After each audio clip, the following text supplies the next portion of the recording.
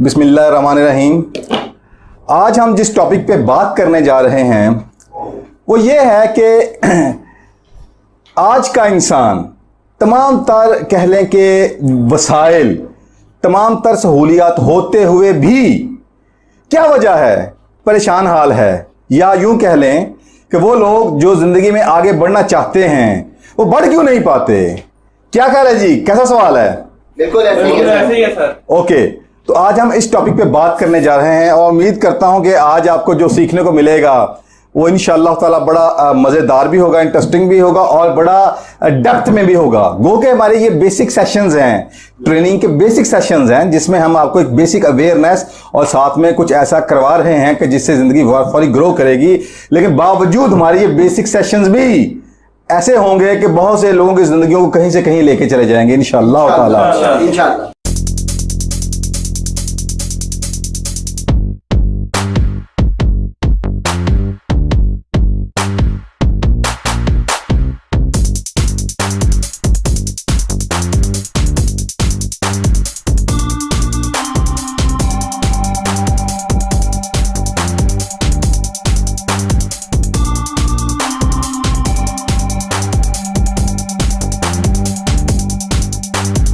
चलें जी, स्टार्ट करते हैं। चलें जी, एक ना एक्सपेरिमेंट किया गया 5 बंदरों के ऊपर। इस एक्सपेरिमेंट के नतीजे में जो हकायक सामने आए वो मैं अभी आपसे शेयर करने जा रहा हूं।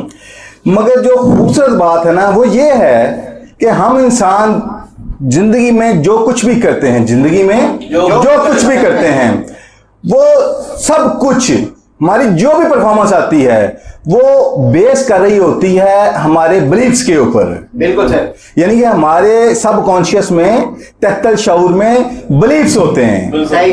वो बिलीफ्स हमें डेली लाइफ के अंदर परफॉर्म करवा रहे होते हैं। बिल्कुल ठीक हो गया? बिल्कुल ऐसे ही है। अच्छा, मसलन मिसाल देता हूं मैं आपको, पहनावे के हवाले से आप कह लें कि जो अरबी लोग हैं वो जिस एनवायरनमेंट में उनकी परवरिश हुई उसमें उन्होंने सराउंडिंग्स में जो कुछ देखा लोगों को, वो ही उनका बिलीफ बन गया और उस तरह का लिबास पहनना ही उनका मजाज बन गया।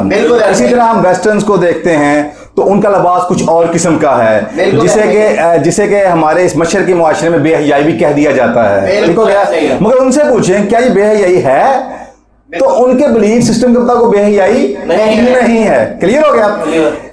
इसका मतलब यह है कि हर शख्स जिंदगी में जो कुछ भी करता है, ठीक है, उसकी बुनियाद में, फाउंडेशन में बिलीफ्स होते हैं जो वो अमल उससे करवा रहे होते हैं। यहां तक आप क्लियर हो गए?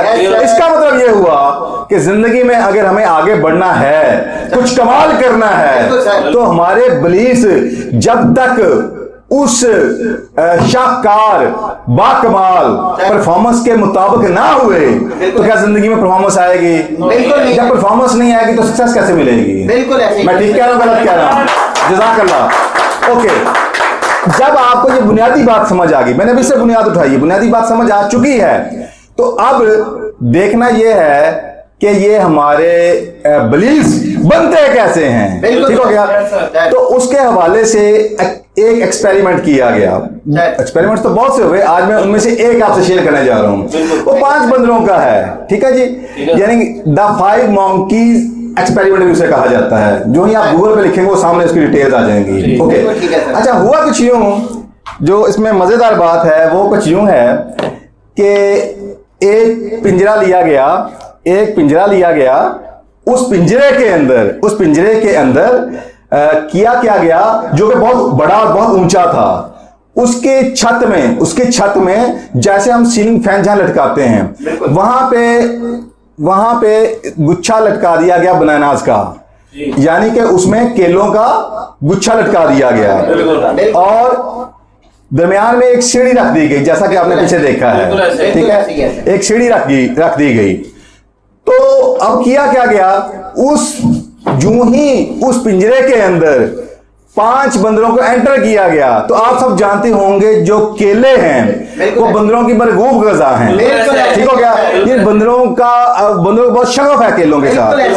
अब हुआ ये कि जो ही उस पिंजरे के अंदर 5 बंदर गए, जो ही 5 बंदर उस पिंजरे के अंदर चले गए, तो एक बंदर की नजर ऊपर लटकते हुए गुच्छे की तरफ पड़ी। बिल्कुल ऊपर लटकते हुए गुच्छे की तरफ पड़ी।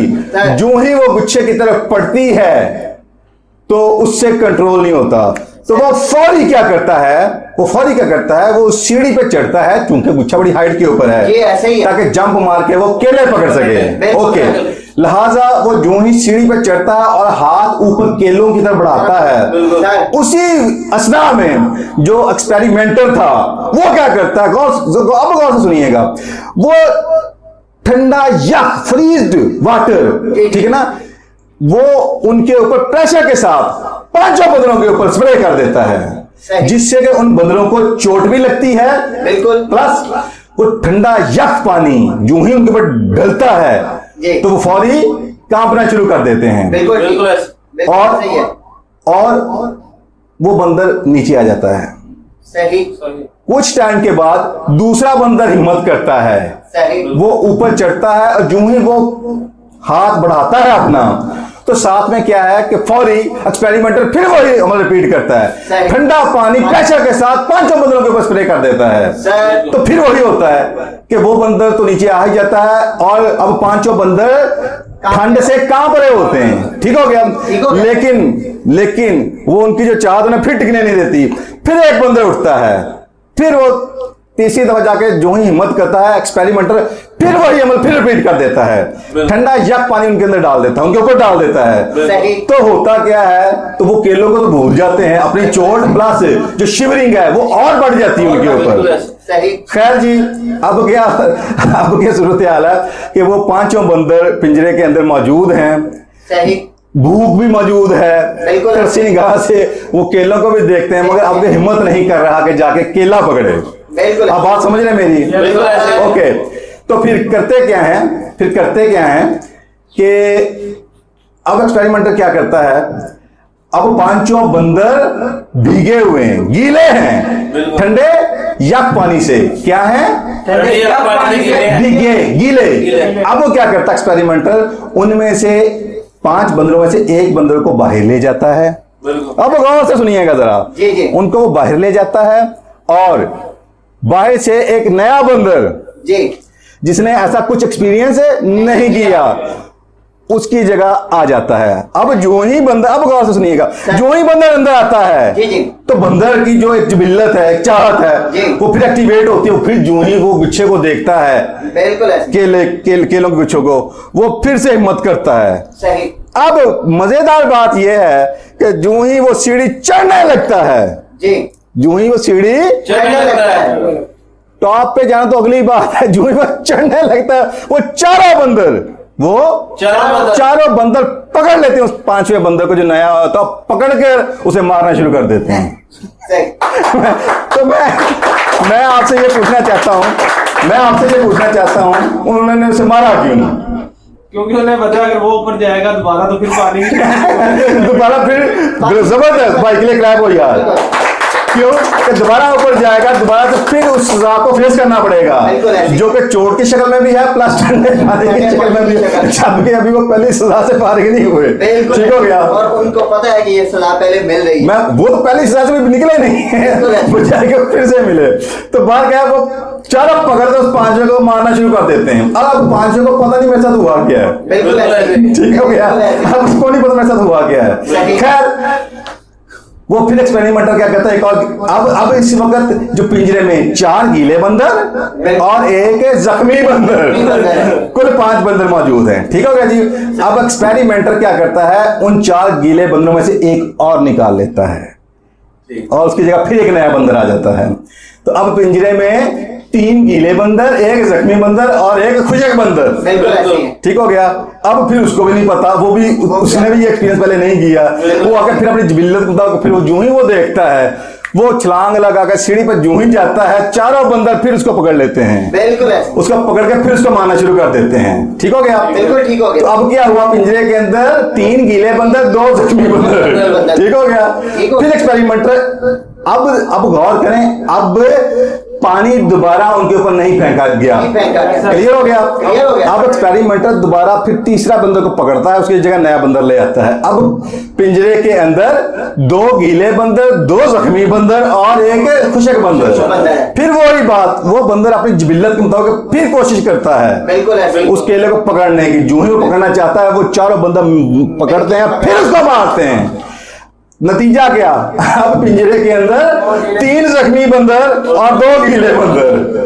हत्ता के 100 अंक करते करते वो 5 बंदरों को रिप्लेस कर देता है। सही। ठीक हो गया? ठीक हो गया सर। अब जब 5वां बंदर लाया जाता है, उसको मार तो पड़ती है ही, मगर अब जो 5 मौजूद हैं, बिल्कुल। उनमें से किसी एक ने वो ठंडा पानी, चोटदार पानी, किसी ने एक्सपीरियंस नहीं किया। ओके, अब मैं आपसे ये क्वेश्चन